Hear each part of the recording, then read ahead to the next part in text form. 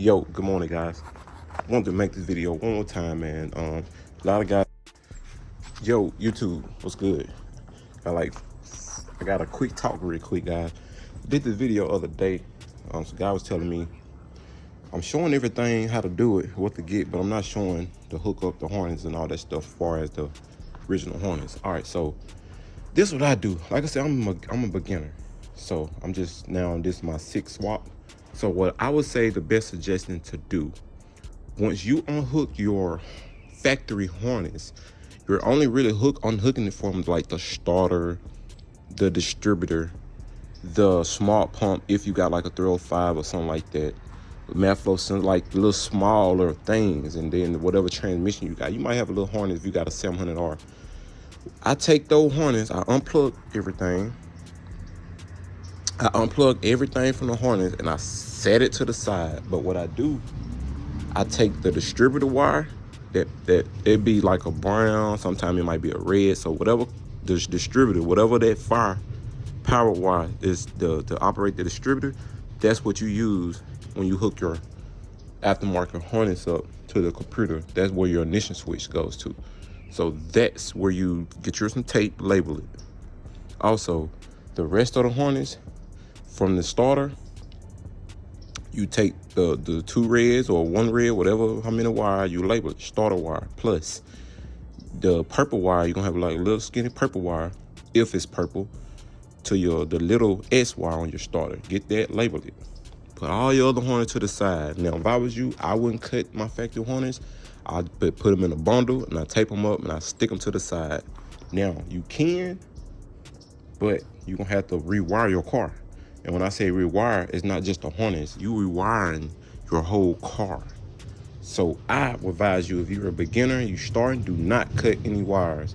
Leave them, take the ground out, and y'all gotta excuse, that's my dryer.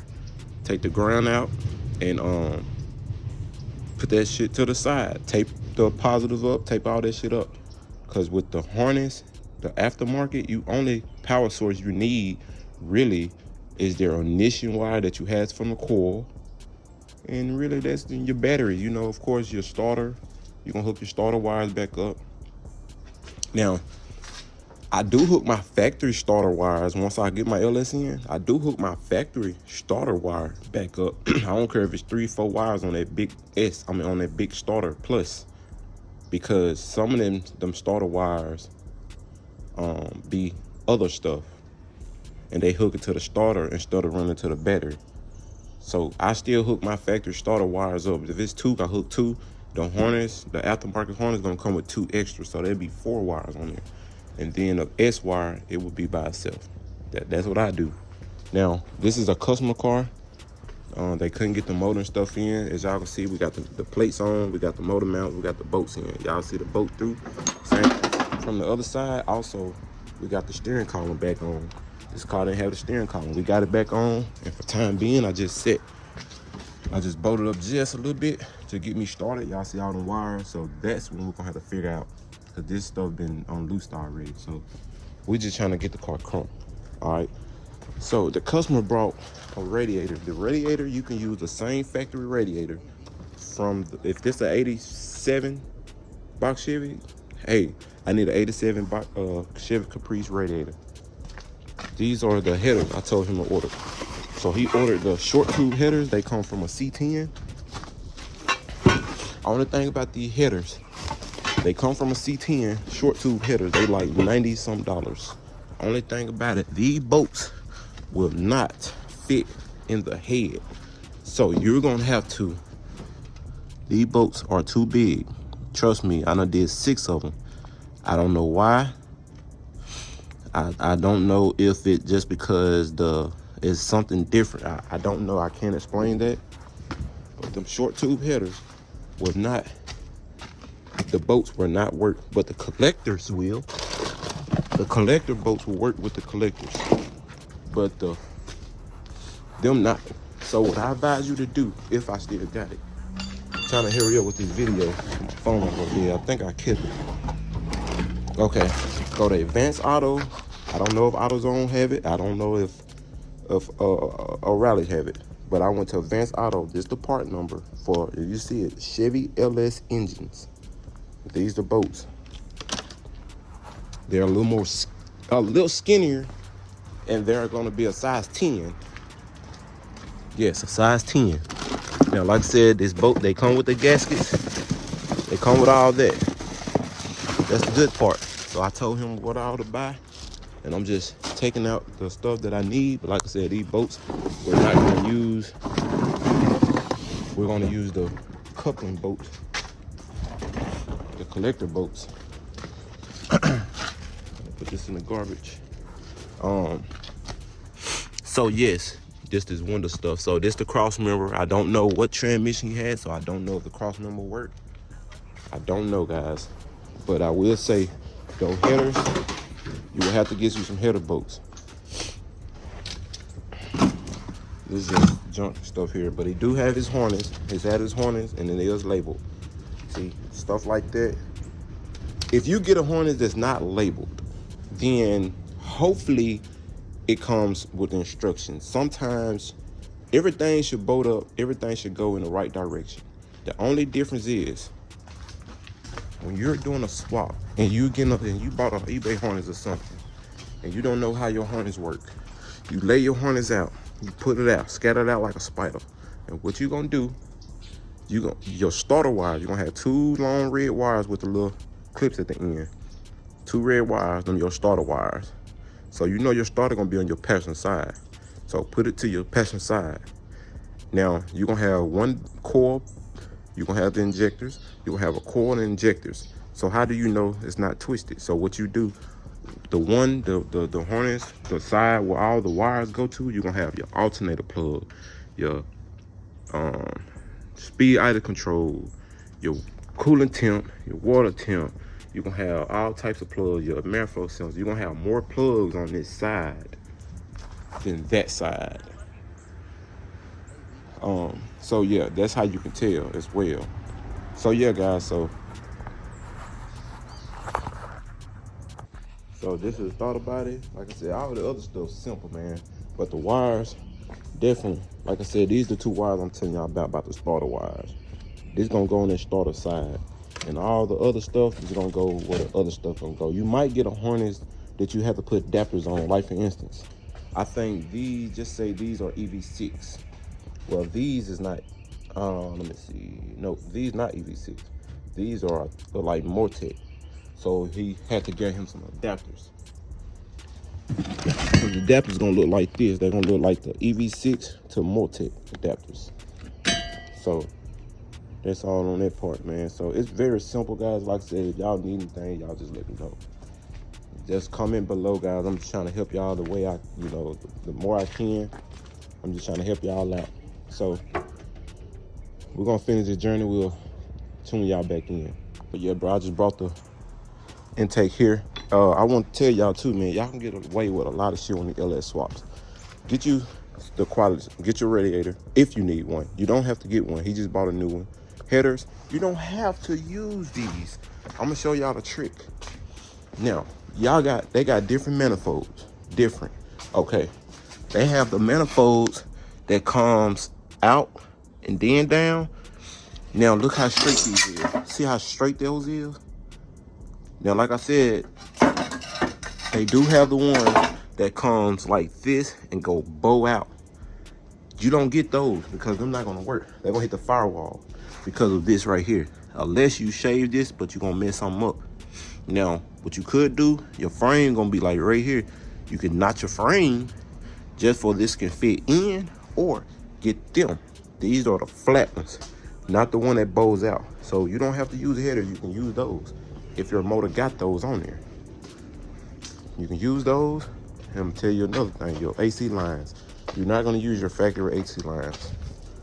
But when you get your AC stuff hooked up, your AC stuff, basically, you're not gonna probably have this on there, but you're gonna have, your bolts for your AC bracket. Probably this gonna be gone, I'm not sure yet. But you're gonna have a little different bracket. Then you're gonna get something made.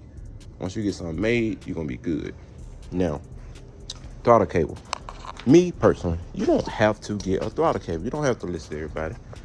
You can keep your factory throttle cable, even though it don't fit over. It's okay. It's okay. I'm gonna tell y'all. Go to a junkyard, find you a 5.3. You can do two things. You can take that throttle cable out and put it in, install it in yours, or you can take that throttle cable from the junkyard, take it off the throttle body, measure it till you get like right here to the wall of the truck, cut it, bring it home, and you can fabricate it. What I do, bring it home, I get it, give me a bolt, give me a washer with a nut on it, and I tie into it. You know what I'm saying? I tie to where, you know, I put the string to the thing. I take this part, I take this off the cable, and I just have this string. You can leave this on, you can take it off. So you just fabricate it, but you can fabricate it, put your washer, your nut and stuff on here, get it closed in. You can adjust it, and you can have it to where you can use your same throttle cable guide. You know, it's a lot of shit you don't have to use. Water temp stuff, let me tell y'all. Even though your horn is gonna plug in, but how you still gonna read it? Like I said, it comes with the stuff you can use for digital dash, but if you don't use digital dash, it's okay. It worked for me. Get you extended water temp. Let me show you what it's gonna look like. Trying to hurry up real quick. It's gonna look like this. Now, this might be the part number, but yes, this for LS adapters. You see the LS right there. So what you do, you use this, it's gonna just like this. It's gonna come with the washer on there. You gonna put this into your LS motor. And then back here, you're gonna have your temp gauge with your long extension, but you're gonna put, it's a water thing. It's just like this. It looks like this. It goes on that, and your water temp goes on that. But you can go to, matter of fact, I got one here, because I bought one. Let me show y'all the part numbers for the oil and the temp. This is the,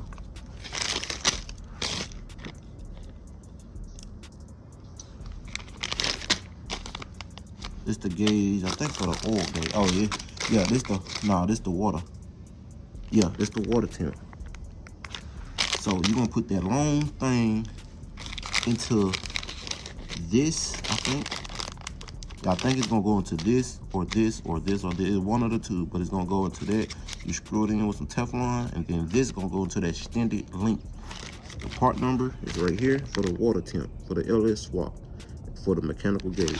Oil, this is what you're gonna use for the oil. This is the part number, and I got these at AutoZone. Nowhere else had them but AutoZone.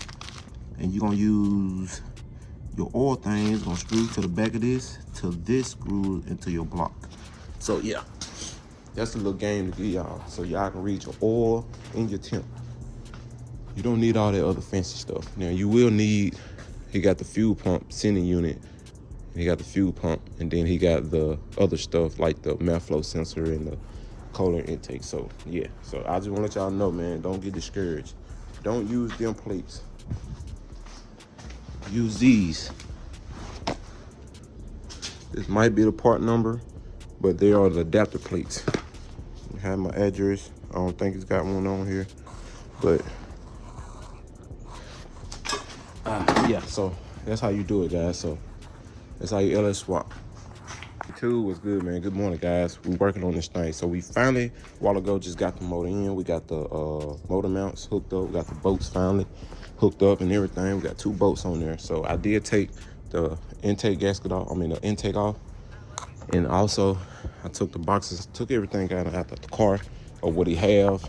Got his headers and stuff, all that other stuff. So we're gonna do what we can do right now, get some stuff by. He got a new radiator. So y'all just stay tuned as we work. Also, we hooked up the steering column too. Y'all remember the steering column was hooked up. So we just hooked this up, and I'm finna finish up some little stuff. So definitely guys, stay tuned, man. We finna get to working, man, non-stop. But y'all see where we going. Y'all see the process, man. So stay tuned. All right, guys, one more little sauce I want to get y'all real quick. Now, if you got this, I know I've been starting to clean it, but I'm gonna tell y'all something. Matter of fact, let me go to the dirty side. And people be like, man, you should have cleaned your motor before you put it in there. You should have. But all right, so if y'all want y'all motor to look good, and if y'all just say you didn't want to clean, and you just want to clean while it's on there, or even if you got the motor and it's already built up, take you this. This is a wire brush. I know it's messed up. I'm gonna show y'all a little secret. Watch this. Man, you take that wire brush. You see how easy? See how easy this stuff come off? You basically coloring it. Easy. That just, if you want it to look good. Even if you got a Tahoe, this not even necessarily for the LS swap. You see how that coming out? Easy. Just keep doing this, and I guarantee you, it's gonna work. It's gonna work out.